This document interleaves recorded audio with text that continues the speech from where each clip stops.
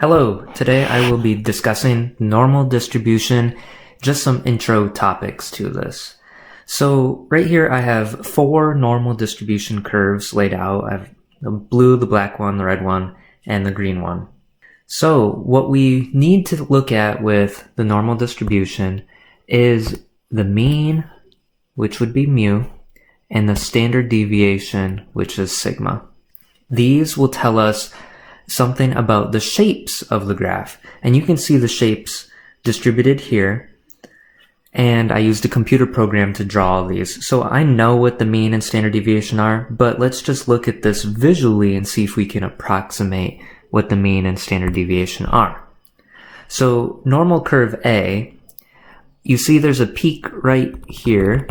And if I draw a dotted line down to the x-axis here, you can see that the peak is really at a value of 10. So what I know about A is that the mu is actually at 10. Now normal curves are symmetric to the mean. So can you see here, if we cut it right down in half, if you folded it, it would be perfectly on top of each other to the left to the right. If we look at curve B, you can see here that it is about 20. So the mean is about 20. And what do you notice about C? Well, C and B actually have the same mean. They both have a mu of 20. But look, they have very different shapes. B is real skinny and pointy, and C is more spread out. Okay? But the spread we'll talk about, that relates to the standard deviation. Now D, you can see the peak on D, it looks to be about a mu of 30. And again, we're just approximating based on the shape here. So which one has the largest mean? Well, the largest mean would be the one with the peak furthest to the right. Which one has the smallest mean? Well, the smallest mean would be A. That would be the furthest to the left at 10. And then B and C, we saw that B and C actually have the same mean. And they have the same mean because their peaks ended up being at the same location. But we can see that there's different spreads going on, and that relates to the standard deviation. So the standard deviation, you want to think about spread. So when it comes to sigma, think of the spread. The larger sigma, the more spread out it would be. Which one has the largest sigma? Well, the largest sigma would go with the curve that is the most spread out. And you see D here? D is spread out so much further than any of these other ones. You can see that the skinny one is not spread. The two skinny ones, A and B, it looks like they're spread out about the same actually. And then D is the most spread out. So I'm going to label D as having the largest sigma. Now, on the normal curve, I'm going to do a small comment to you. With the normal distribution, you can see how you have the mu at the peak, but then about here, you see it changes concavity. So it goes concave down to concave up. It changes. This is called the inflection point. And that distance there is actually a distance of sigma. And it's perfectly symmetric. So imagine that's labeled perfectly symmetric. You go right and left by a sigma. And then you could go another sigma and then another sigma, right? You can hop out to show the whole distribution. But if you're interested, this is just a side note. The sigma goes out a distance to the inflection point for your algebra students that know that. So you can see here that getting to the inflection point on D is the furthest spread out. Now, if you look at A and B, they have the same sigma. Now, that is because you can see the spread from the mean, they actually go out to the same inflection point approximately. So those are the same. And then C has a standard deviation, a sigma, that is somewhere between A, B, and D. somewhere between those. If I were to be a guesser, it looks like that sigma for D is maybe about 10, right? You can go out about 10. For C, sigma is about 5. And then A and B, they had the same sigma. This is maybe about 2. It's very skinny, right? It's spread out very, very small. And that's the main idea with the shapes. So what I need to do now is we have a z-score formula. We'll use that in a little bit. And now I have, suppose x is distributed normally, 14, 3.5.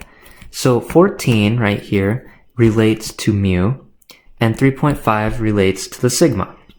Draw a sketch of this curve. So I'm going to just mark a number line, put 14 here, and then I'm going to do 3 markings above and 3 markings below. And I'm just going to try to make a curve the best I can to try to make it symmetric about the mean. Right? So just draw as best you can. I know this is just a sketch, not a perfect drawing. Technology can make it more perfect. And what you need to do is you need to hop by 3.5. So what I'm going to do is do 14 plus 3.5 would bring me to the next value. That would be 17.5. And then I'm going to add 3.5 again. That would bring me to 21. Then I'm going to add 3.5 again. That would bring me to 24.5. So what I'm doing with all these little hops, I'm adding a standard deviation. So that's adding 1 sigma. So I'm adding 3.5. I'm adding 3.5. I'm just hopping by a standard deviation to give me how this is spread out overall. And then when you go below, you actually are subtracting by a standard deviation. So I'm going to subtract by 3.5, subtract by 3.5, and I'll label this. So 14 minus 3.5 is actually 10.5. Minus 3.5 would bring you to 7, and minus 3.5 is actually 3.5. So we can imagine this, and the curve really levels off close.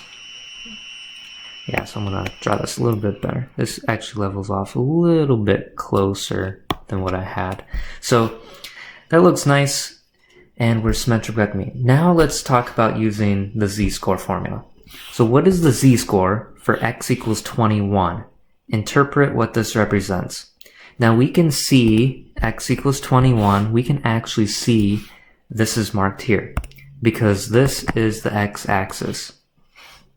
What I've went along here. This is my x-axis. X equals 21.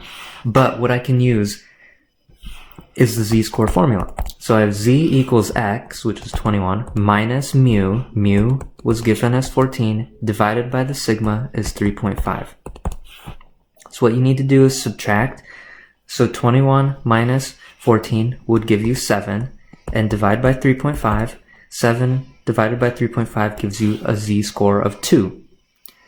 So 2 is the z-score. Now, let's watch this. If I start at 14 and I go 1 hop, 2 hops, you get to 21. You see how 2 is related to that? You did 1 hop, 2 hops. It's 2. What this really means is that you did 2 standard deviations to the right, the mean. You did 1, 2. You did 2 hops to the right, okay? Because a z-score that was positive 2 brought you to the right of the mean, okay? So x equals 21 represents 2 standard deviations to the right from the mean. Now let's look at a different value. Let's look at 8.75. This value does not land nicely on any of our hops that we've marked here. 8.75, let me highlight this in blue. So 8.75, well, that would be somewhere about there, right? 8.75, maybe somewhere in between 7 and 10.5. So I'm going to go down a little bit. I'm going to find the z-score. So x equals 8.75. Mu is still 14, and 3.5 is still the standard deviation. 8.75 minus 14, I'll do that first. In your calculator, that should give you a negative 5.25, and then you have to divide by 3.5. So we know that we have a negative value. Negative 5.25 divided by 3.5 gives you negative 1.5. And now I'm gonna highlight this and I'm gonna demonstrate this. So from the mean, I'm gonna hop left 1 and then I hop halfway. You see that? I did one whole large hop and then half a hop. That is negative 1.5. The negative tells me that I'm going to the left, right? So I went 1.5 standard deviations to the left of the mean. Okay, left because of that negative sign on my z-score. So this is our z-score, negative 1.5, and I hopped 1.5 to the left. Okay, so you always start from the mean and you hop either left or right. Okay, now the reason why I only did 3 hops to the right and 3 hops to the left is because of the empirical rule, and I made a different video on the empirical rule in our playlist. If you go to normal distribution on the empirical rule, you'll see why. But now I want to do 4 standard deviations below the mean. Find the x value. So this is slightly different. This is a slightly different question, and let me rewrite the z-score formula. It's x minus mu divided by sigma. Now, what we know mu is still 14, and we know sigma is 3.5. So that's given from the beginning of the problem, right? X is distributed normally, 14 comma 3.5. That was given to us a little bit ago. But what we want, well, the x value is 4 standard deviations below the mean. If you're 4 standard deviations below the mean, below would tell me that you're going to the left, so the z-score would be negative, and you did 4 hops to the left, because you went 4 standard deviations. You could imagine the hopping from the mean. So z equals negative 4. If I put that in here, negative 4 equals x minus 14 divided by 3.5. I need to solve for x. So x equals something. That's what I'm looking for. This is my goal. Now, what I can do is multiply the left-hand side and the right-hand side by 3.5. And when you do that, the right-hand side, those would cancel out. 3.5 times negative 4 would give you a negative value, and it's actually negative 14. And then the right-hand side just is left with x minus 14. Now to clean this up, add 14 to both sides, and you would get x equals 0. So our goal, we found the x value. Find the x value, we found it. X equals 0. Now let's see visually if this made sense up above. If you look at here I'll do 1 hop, 2 hops, 3 hops, and then if I did a 4th hop, well, the 4th hop would have to subtract by 3.5 again, and that would mark me at 0, because 3.5 minus 3.5 would bring me to 0. 4 standard deviations below the mean, right? Like our 4 hops below. And that would complete that idea. So thank you for watching my video.